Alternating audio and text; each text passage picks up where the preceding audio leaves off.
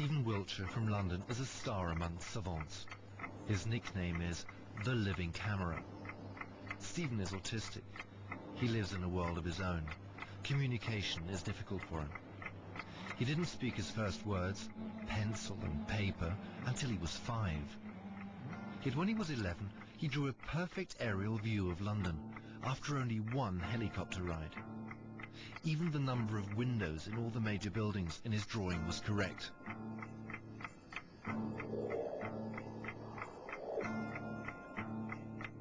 For this film, we're testing the living camera in Rome.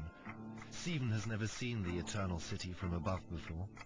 After only a 45-minute helicopter flight, we'll ask him to draw a 5.5-yard panoramic picture of the historic city centre.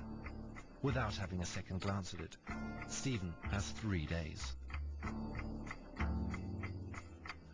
In these 3 days, Stephen will have to keep thousands of details in his head.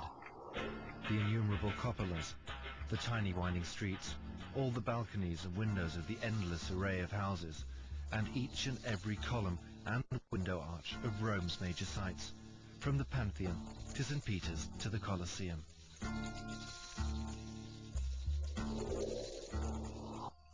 Five and a half yards of paper can look scarily empty. The amazing thing, Stephen starts the drawing as we would, with the Church of St. Peter's. But he doesn't do any sketches, nor roughing out of the space for the drawing. It's as if the panorama already existed within his head, with all the proportions, all the roads, all the details. At the end of the second day, Stephen is a good halfway through his creation.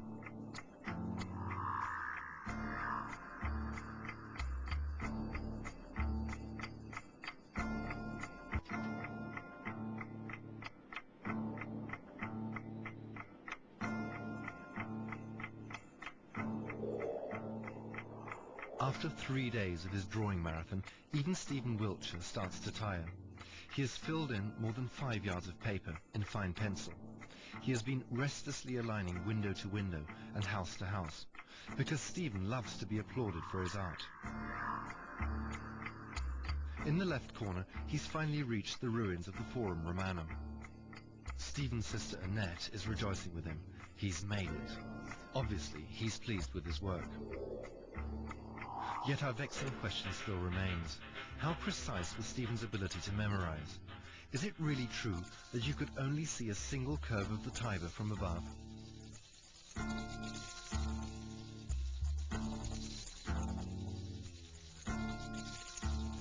We started to compare the accuracy of the drawing with the real thing. Is Stephen's version of St. Peter's cupola too dominant? Yet here again, like with the curve of the Tiber, Stephen is frighteningly right.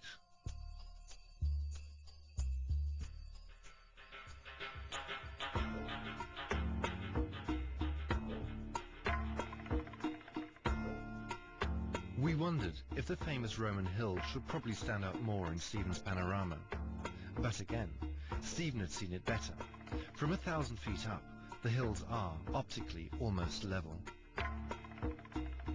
Checking the Pantheon, we did discover some minor inaccuracies on the roof. But the number of columns of the portal is, again, absolutely correct.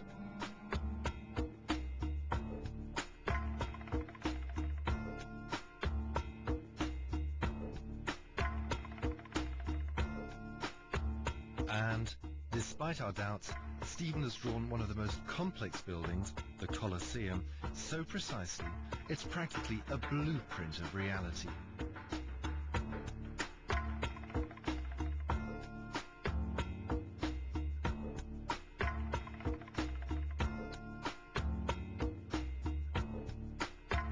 Stephen was also accurate in the instances we checked of nameless buildings and side streets.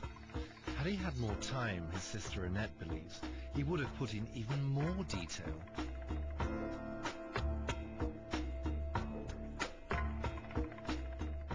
Some of the areas of all of that part, lots of detail, remembered things, and of the some of the cities and the neighborhoods and the villages